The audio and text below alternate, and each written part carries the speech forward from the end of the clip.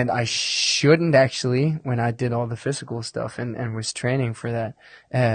And I eventually, after the first year or so, I realized, I can't forget about these because these are like, that's the foundation, really.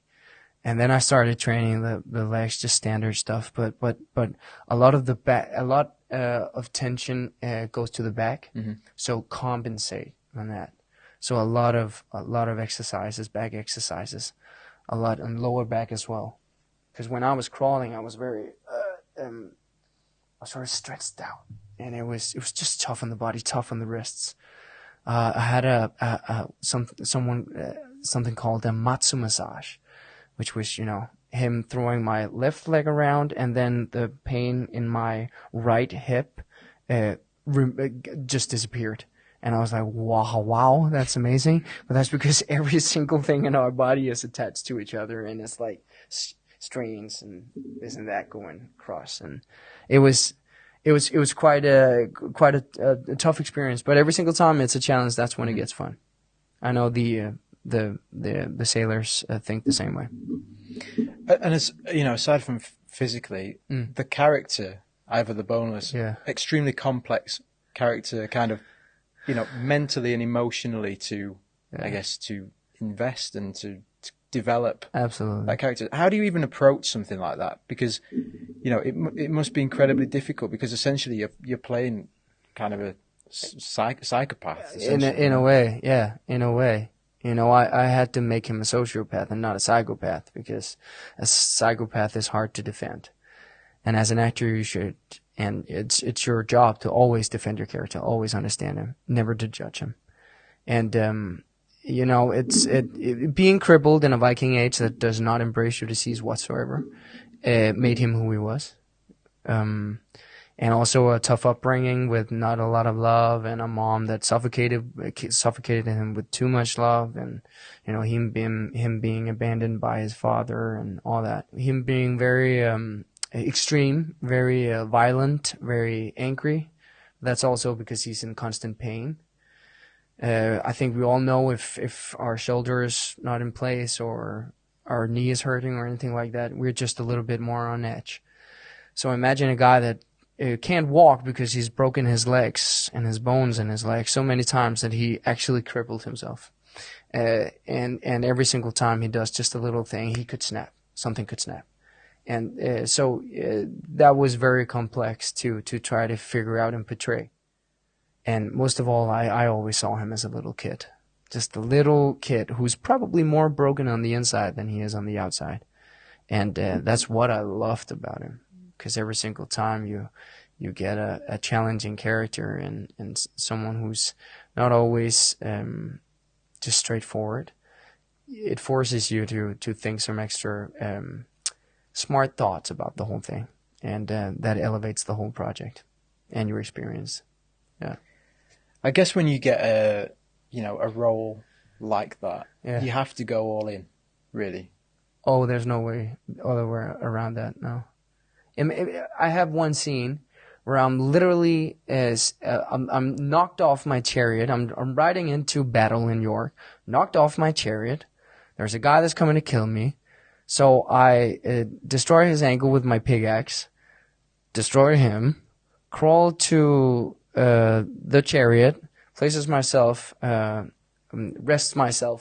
the side of it, and then there's an army of English Saxon soldiers of 100 people showing up to me, and so it's me against them, 1 against 100, and there's nothing else you can do than go 100% ape shit on that, right?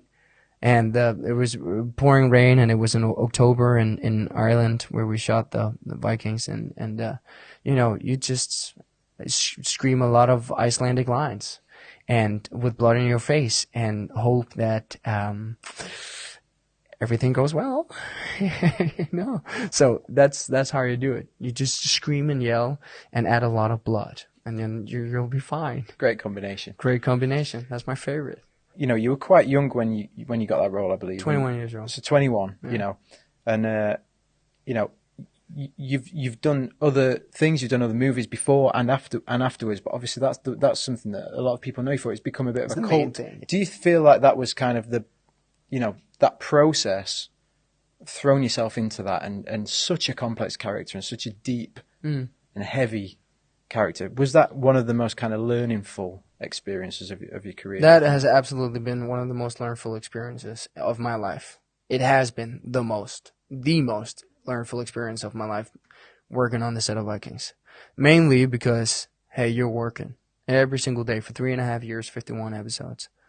And on top of that, I'm working with the greatest crew in the entire world. They're just like the F-50, such a brilliant engine. And like the team as well. They know each other. Communication is key. Focus is key.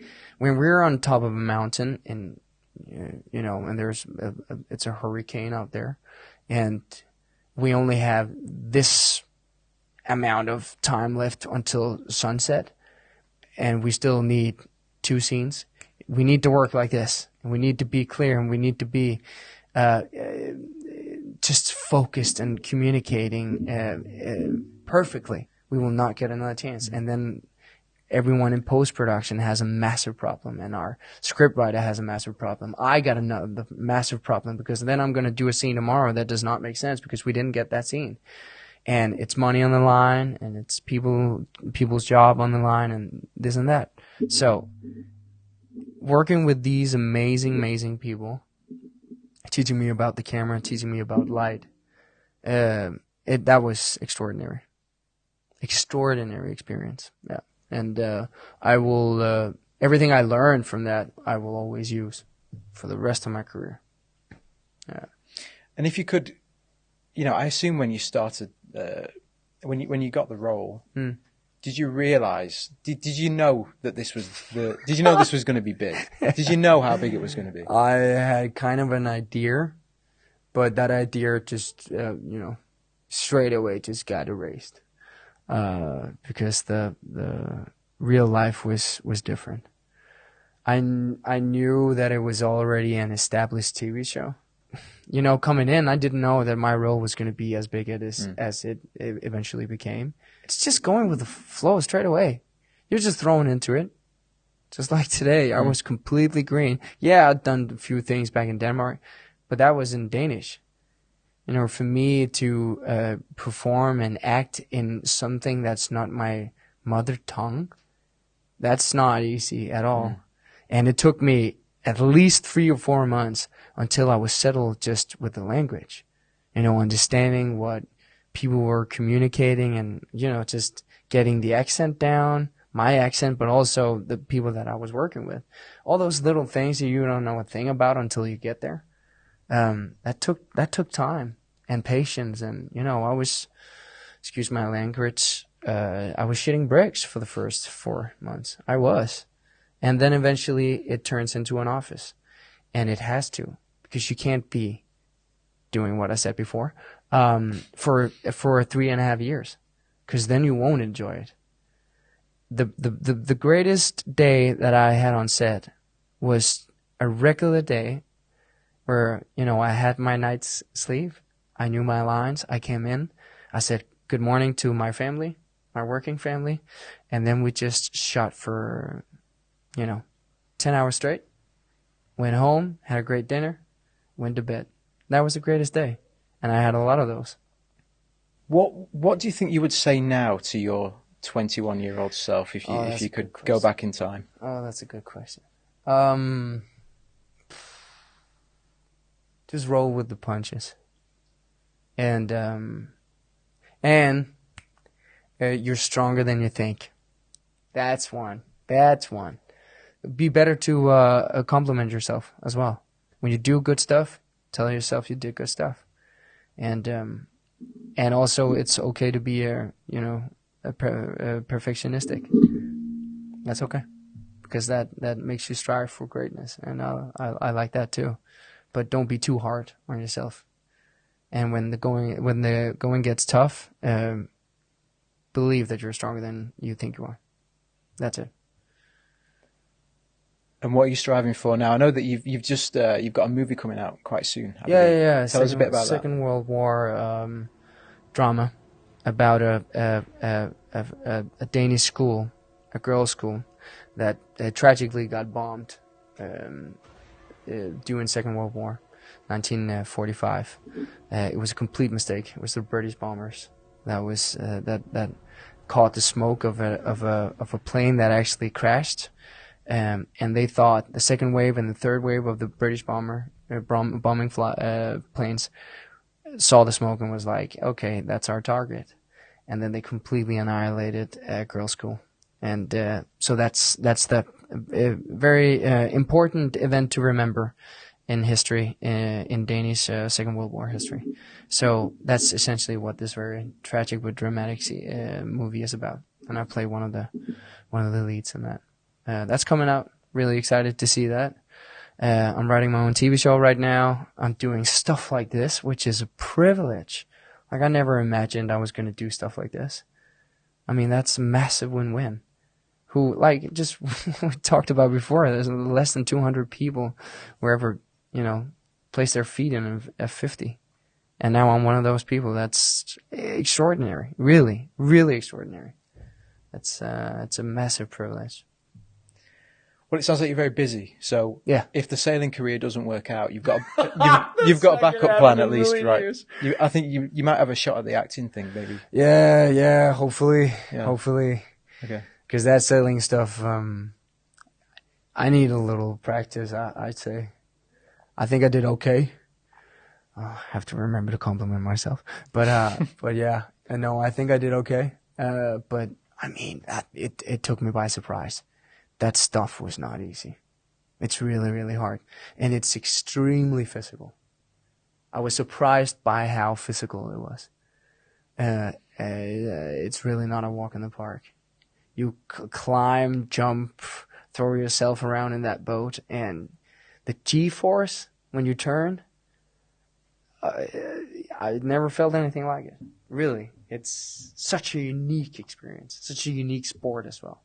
And it has all of the elements, right? It's like, it's strategic, it's physical, it's a lot about teamwork, concentration, focus, communicating, all that stuff. It has all of the elements. Great engineering, lovely machines. We like machines. Like, come on. It's brilliant. Natural resources that it depend on. It checks off a lot on that list, I have to say. It's really, I became a new massive fan after today.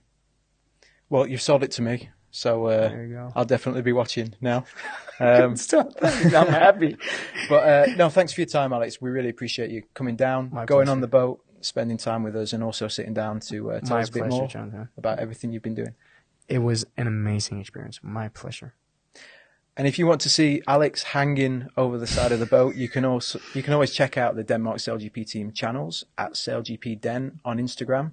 Alex, if you want to just let everyone know where they can see your Instagram channel. Oh yeah, it's just Alex Hogh Andersen, and go to the SailGP because you don't want to miss me hanging on that boat. I guess you'll be posting the cool photos rather than yeah, absolutely. Oh yeah, I got an image to upload here. Upload here. Yeah. Okay, nice. Well, thank you again. No, my pleasure. Appreciate it.